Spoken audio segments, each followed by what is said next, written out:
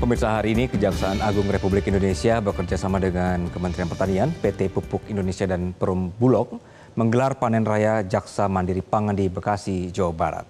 Program Jaksa Mandiri Pangan merupakan bagian dari program swasembada pangan nasional dengan pemanfaatan lahan atau barang rampasan negara untuk dijadikan lahan budidaya padi.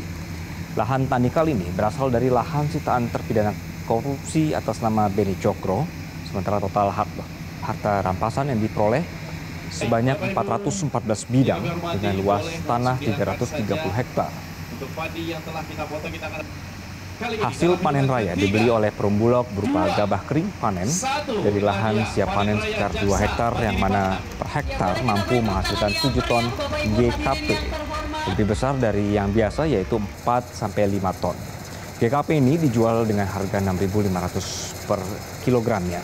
Kehadiran dan kerjasama antar lini dipandang sebagai langkah strategis untuk memaksimalkan aset negara untuk kepentingan masyarakat luas dan upaya mencapai asta cita poin kedua mengenai ketahanan pangan.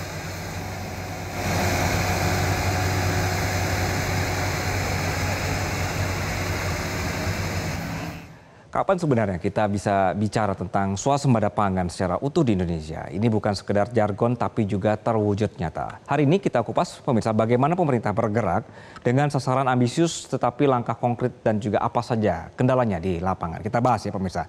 Dalam Asta Cita, salah satu misi penting adalah memperkuat pertahanan dan kemandirian bangsa melalui swasembada pangan.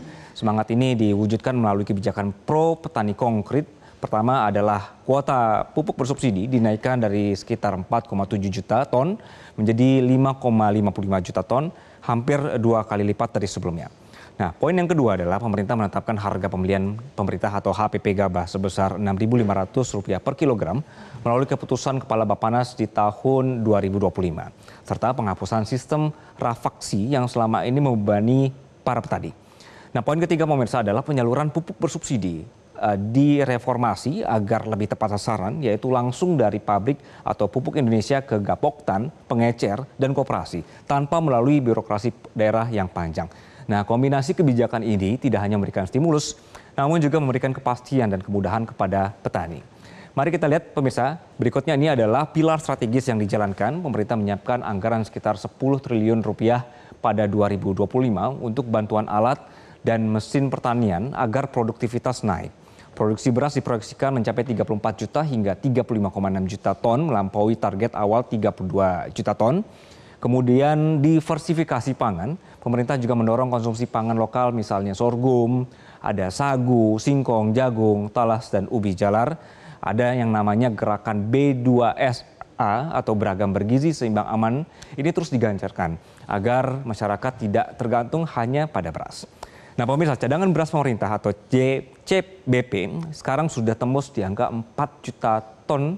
Ini adalah rekor tertinggi sejak Bulog berdiri di tahun 1969. Terbaru, capaian ini juga naik lagi menjadi 4,2 juta ton per Juli 2025. Nah selain pembelian gabah dengan HPP, pemerintah juga menghapus sistem rafaksi tadi yang merugikan petani.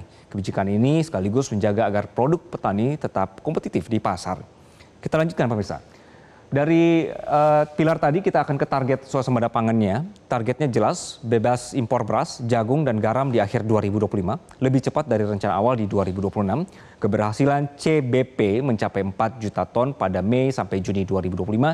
Ini menjadi tonggak sejarah dengan serapan Bulog pada petani yang melonjak lebih dari 400%. Ini dibandingkan rata-rata 5 tahun sebelumnya. Bappenas menyampaikan proyeksi produksi beras sekitar 32 juta ton, sementara kebutuhan nasional di kisaran 31 juta ton, menandakan surplus 1 juta ton. Ditambah lagi dengan stok awal atau carryover mencapai hampir 10 juta ton, pemerintah yakin tidak ada lagi kebutuhan impor sepanjang 2025. Nah, disinilah kemudian letak kuncinya, pemirsa. Mulai dari rumah tangga hingga desa, gerakan B2SA atau tadi beragam bergizi seimbang aman. Jadi ini bukan cuma sekedar jargon kesehatan, ini diamanatkan langsung oleh Undang-Undang Pangan sehingga menjadi prioritas nasional. Bagaimana penerapannya? Pemerintah bersama Bappenas dan pemerintah daerah ini membentuk rumah pangan B2SA di berbagai desa. Jadi di sana masyarakat ini diajak pemirsa untuk lewat demo masak, misalnya untuk olahan pangan lokal singkong, jagung, talas, sampai sorghum. Modelnya juga bukan cuma edukasi, tapi juga praktik langsung lewat kebun. Ada kolam ikannya juga hingga pelatihan olahan pangan lokal. Pada 2024, ada 175 desa prioritas telah mengimplementasikan rumah pangan B2SA. Tahun ini, programnya diperluas menjadi lebih dari 800 desa dengan fasilitas lengkap untuk mendukung ketahanan pangan komunitas.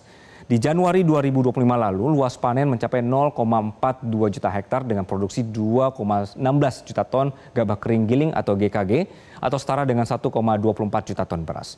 Di Maretnya, luas panen 1,6 juta hektar menghasilkan 8,9 juta ton GKG atau sekitar 5,14 juta ton beras untuk konsumsi pangan.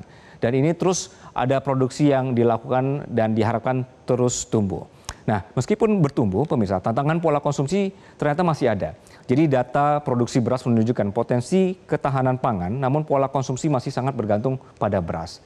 Nah, meski target pemerintah terlihat tadi macam-macam ya pemirsa dan juga realistis, tantangannya juga ada bahwa masih ada yang namanya lahan atau tantangan iklim dan akses input produksi pertanian. Setiap tahun diperkirakan antara 100.000 sampai 150.000 hektar sawah di Indonesia dialih fungsi menjadi kawasan industri atau permukiman. Ini menjadi salah satu kendalanya.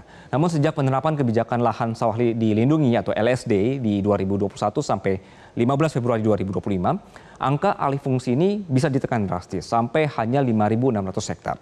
Ada juga faktor-faktor lain yang juga menjadi tantangan pemirsa adalah dampak dari El Nino dan juga perubahan iklim. Di produksi beras di sepanjang tahun 2024 turun 1,54% atau sekitar 480.000 ton. Ini disebabkan oleh cuaca ekstrim akibat El Nino yang berlangsung panjang. Kemudian potensi produksi beras di Januari sampai Maret 2025 diperkirakan mencapai 8,6 juta ton. Ini melonjak sekitar 52% dibandingkan periode yang sama di tahun sebelumnya. Fenomena El Nino ini juga sudah menyebabkan mundurnya musim tanam dari yang biasanya Oktober-November menjadi hingga Januari. Ini dibuat sulitnya air dan juga musim kering yang ekstrim. Ada lagi selain cuaca, masalah ketergantungan pupuk dan subsidi pemirsa. Pemerintah menetapkan alokasi pupuk bersubsidi mencapai 9,55 juta ton untuk tahun 2025, meningkat signifikan dibandingkan tahun-tahun sebelumnya. Subsidi pupuk ini diperkirakan senilai 46,8 triliun mencakup berbagai komoditas termasuk padi, kemudian jagung, kedelai, dan hortikultura. Di 1 Januari 2025, sistem penyaluran pupuk subsidi juga diperbarui. Jadi petani sekali lagi cukup menebus di kios resmi dengan batas maksimal alokasi 2 hektar per petani. Jadi ini adalah beberapa cara-cara yang dilakukan pemerintah untuk bagaimana tantangan dan rintangan ini semakin dikurangi. Kami akan kembali pemirsa dengan informasi lainnya dan juga sorotan lainnya di Metro Siang. Jelajahi cara baru mendapatkan informasi. Download Metro TV Extend sekarang.